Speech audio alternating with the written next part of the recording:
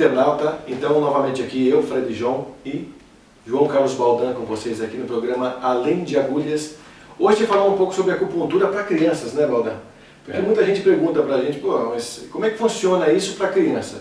Se basta tratar a criança para resolver o problema, se também tem que fazer um tratamento paralelo com os pais, como é que a gente vai poder desestressar uma criança, trabalhar um pouco a ansiedade que ela tem, que ela vem trazendo, e também muita coisa é fruto dos pais, né, Baldan? Como é que a gente pode trazer esse tema respondido pelo nosso internauta? São 35 perguntas que ele fez só nessa leitura. Quer dizer, vamos fazer que nem o jogo estripador, né, por partes. Né? Dizia o velho esquartejador. Esquartejador. Obviamente que dá para tratar crianças, né? O Dr. Evaldo Martins Leite, professor, presidente da Associação Brasileira de Acupuntura, um dos acupunturistas mais antigos, não orientais aqui no Brasil, começou em 1958 a praticar acupuntura, quando fundou a Associação Brasileira de Acupuntura, onde eu me formei. Você pergunta para ele, quando começa a fazer acupuntura? Aí ele fala, na barriga da mãe. Então a coisa vem de berço mesmo? Não, antes do berço. Ainda antes do berço? Na gestação. Caramba! Ele é uma pessoa absolutamente confiável, ele é médico, cardiologista, foi professor da Santa Casa, presidente da ABA, lutou muito, colocou o seu diploma de médico à risca por conta da exclusividade médica, que é um dos atos antigos do ato médico, queria privar nós não médicos de fazer acupuntura, ele ficou do nosso lado e lutou muito por isso, uma pessoa com uma hombridade e seriedade de propósito inquestionável. Falou e fala e comenta, falou isso no meu programa, inclusive no meu programa de TV Salutes, de que ele já atendeu famílias, né, mães que tiveram 2, 3 filhos e que depois de um filho ele fez acupuntura numa segunda, terceira gestação e que os filhos nascem, prestem atenção, mais bonitos, mais calmos e mais inteligentes. Opa, isso vai interessar todo mundo, porque realmente é uma informação de ouro essa. Porque quando você faz acupuntura na mãe, obviamente você está agindo energeticamente também no corpo do feto. É uma coisa só. Reflexo, né? A simbiose orgânica da mãe e com o filho dentro do ventre materno é um corpo só, não são dois. Verdade. Quando você reequilibra emocionalmente, energeticamente, emocionalmente a mãe, você está fazendo isso também com o feto. Mas a criança nascida, eu já tratei de bebês com sementes, bebês com 4, 5 meses. Com sementes como você fala? Em vez de pôr agulha, você coloca semente de mostarda, que é aquela que você põe no paninho auricular, nos pontos de acupuntura com microporo e deixa no bebê. E por quanto tempo? O mesmo tempo da agulha? Pode ficar um dia. Ele fica dia a dia mesmo. Porque ele fica irritando o ponto e ele fica tratando, pode variar de 2 a 3 dias. Eu já tratei com agulha crianças, bebês praticamente de 2 anos. Você explica, é muito engraçado, você brinca, você finge que vai pôr agulha, você fala, eu não pus nada, aí você põe a agulha, ela nem percebe, quando olha já foi a agulha, você fala, tá vendo, já foi. Então tem jeitos de tratar a criança e o bebê de colocar a partir de 2 a 3 anos. Eu tratei meu filho, que hoje está virando médico, desde os 4 anos de idade, ele está com 25, né? Então até hoje, mesmo ainda no 5º ano de medicina, às vezes quando pega o pepino ele fala, pai, vamos fazer acupuntura? Eu falei, vamos embora, tá? E às vezes pega, a gente faz a acupuntura e dá uma reequilibrada no geral, legal, mas de 2 anos em diante faz a acupuntura, diante de 2 anos, ou mesmo que seja uma criança que tenha mais idade, mas que tenha muito medo, muito receio da agulha, a gente coloca microporo com sementes de mostarda, que é absolutamente indolor, pode fazer uns estímulos com laser, pode fazer moxa com calor, aí já é um pouco mais químico, muito mais físico e calor, pode incomodar, mas a semente com microporo é absolutamente imbatível, indolor, sem problema. Ô Baldan, a gente pode tratar alguma patologia já nos pais e para evitar que o filho tenha aquilo quando nascer, não?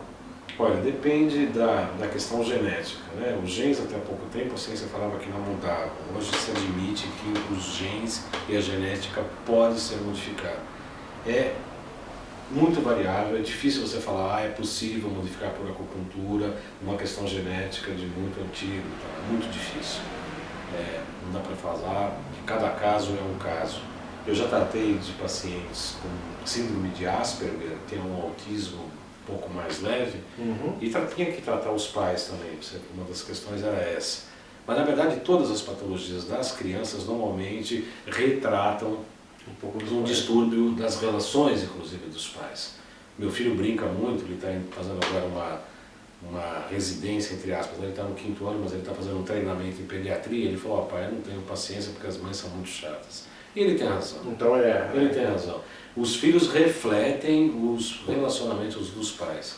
Então, tanto na síndrome de Asperger, quanto qualquer outra patologia infantil, sobretudo as crônicas, que não são agudas, mas crônicas, os pais devem ser tratados, obviamente. Juntamente com os filhos também. Juntamente com os filhos. Mas os pais são mais importantes, né? Porque os pais projetam. Os pais hoje, infelizmente, no mundo de hoje, depositam a criança na escola achando que a escola é responsável pela educação. Exatamente, não é isso mesmo. Quem é responsável pela educação é a família. A escola é responsável pela formação educacional, por informações e conhecimento. A escola não é responsável pela educação. A educação quem dá são os pais. Então, a gente vive momentos difíceis em que as crianças, infelizmente, ao mesmo tempo que elas estão muito evoluídas, né, elas já nascem já com videogame, já nascem com pendrive, já nascem com o Palm, já nascem com tudo pronto na mão. Tudo pronto, eles têm uma linguagem, têm uma rapidez de raciocínio, etc. e tal, mas nós precisamos tomar cuidado para não criarmos pequenos autoritários, né, pequenos ditadores. Às vezes a gente vê no supermercado as crianças, eu quero isso, gritando, esperneando, e o pai correndo atrás, que nem um babá, né, para não falar babá, né, correndo atrás, para fazer todos os desejos do filhote, que é um rebento que não sabe ter respeito nenhum por nada, achando que o umbigo dele é o centro do mundo. E não é, né? E tem isso em grande quantidade, infelizmente, a gente percebe. Pois isso. O que vai ser? Um neurótico, quando vai chegar à adolescência, um neurótico frustrado, muito grande, que vai perceber que o centro do universo não é o seu umbiguinho, e que o mundo inteiro não está ali para salvaguardar os seus desejos, né? E vai virar um frustrado, depois vai para droga, depois vai... Ou seja... um paralelo que você está falando, até a minha irmã já falou sobre isso, que ela faz psicopedagogia. Ela disse que tem muito essa questão do, como o pai não deu limites, a mãe não deu limites, então ele pode se tornar um cara cada vez mais evasivo, e ele pode implicar, vamos supor, aqueles problemas de queimar os mendigos, ou fazer grandes atrocidades aí, cometer como se fosse a maior normalidade possível, né? Você pode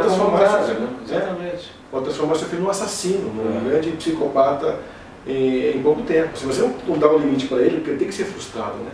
Se ele não se sentir frustrado por algo de alguma maneira, ele não tem limites para ele, né? Ele não tem como se sentir em que universo ele está. Para ele o universo todo não tem limite, ele vai até onde ele acha que cabe, né? Não, e a criança o tempo todo, eu percebo, porque eu lido até familiarmente com bebês, com crianças, né?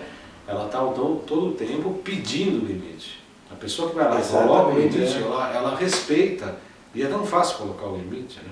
É tão fácil colocar o limite. E é importante colocar o limite. Quando você coloca o limite, você está dando muito mais lição de amor do que atendendo o capricho. Porque ao atender capricho e fazer o que a criança quer, você está criando um delinquente. E a partir do momento que você está colocando um limite, você está respeitando a si próprio e mostrando para a criança que não é só porque ela quer, as coisas precisam ser desse jeito. Porque a vida não é assim.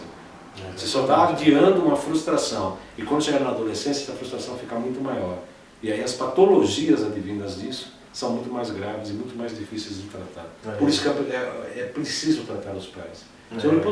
Sobretudo do ponto de vista psicológico. A acupuntura ajuda, sim, a trazer uma série de elementos, a olhar a sombra, a olhar os seus problemas, e aí sim encaminhar, inclusive, para uma psicoterapia, que pode ser de várias linhas, né, de acordo com o tipo do problema. No meu curso de psicopatologia, eu brincava muito, porque hoje fala-se muito em transdisciplinaridade e multidisciplinaridade. E todo mundo fica defendendo aquela linha terapêutica para tratar um determinado problema. E quando a gente tem que olhar do sentido contrário, o problema existe, a depressão existe para várias pessoas. E uma pessoa pode se dar melhor com uma terapia freudiana, uma terapia mais breve, uma terapia cognitiva, junto com a acupuntura ou não, outro com a fitoterapia, outro com a droga, depende do indivíduo. Quem vai dar o limite ou a orientação do que é melhor ou não para ele ou para ela é o próprio paciente. Não somos nós que vamos falar aqui que o meu é melhor ou o outro é pior, nada disso. Nós temos várias técnicas que podem trabalhar-se conjuntamente, mas os resultados, quem vai avaliar e quem vai falar o que funciona melhor ou não, é o paciente por conta do estado e do histórico do paciente, do ser humano que está ali. É o paciente que é o mais importante. Exatamente, bem explanado aqui pelo Baldan. Então ficamos aqui por aqui, pessoal, com mais um programa Além de Agulhas, trazendo então, aqui deixando o Baldan, na verdade vai deixar um pouco dos contatos, que são vários aqui, a gente tem página no Facebook para vocês acompanharem com a gente, além das postagens, muita coisa bacana que você vai deixar como dicas, né, Baldan? Sim, com certeza. Também, né? Tem o blog que eu queria que você repetisse para o pessoal. O blog é www.salutis, S-A-L-U-T-I-S, que é o nome do programa que eu apresento toda segunda na AltV. Segunda-feira, 16 horas, www.altv.com.br, www.salutis, S-A-L-U-T-I-S, salutis.jcbaldan, jcbaldan.blogspot.com.br. Telefone da clínica. Isso, aqui tá, do espaço que a gente está gravando, inclusive, né, para vocês. É o 11, aqui em São Paulo, 3263-1212, 3263-1212, e o e-mail jcbaldan@gmail.com. O Baldan é com N, tá? N de navio. E para quem quiser conhecer um pouco o espaço aqui, a gente está na Rua dos Franceses, 81, é isso? 98. 98, então tá aí, ó, a dica. Rua dos Franceses, 98, no Bexiga, aqui em São Paulo. Então, pessoal, como eu falei, ficamos por aqui nesse programa Além de Agulhas e voltamos com outro programa muito interessante para você. Fique com a gente.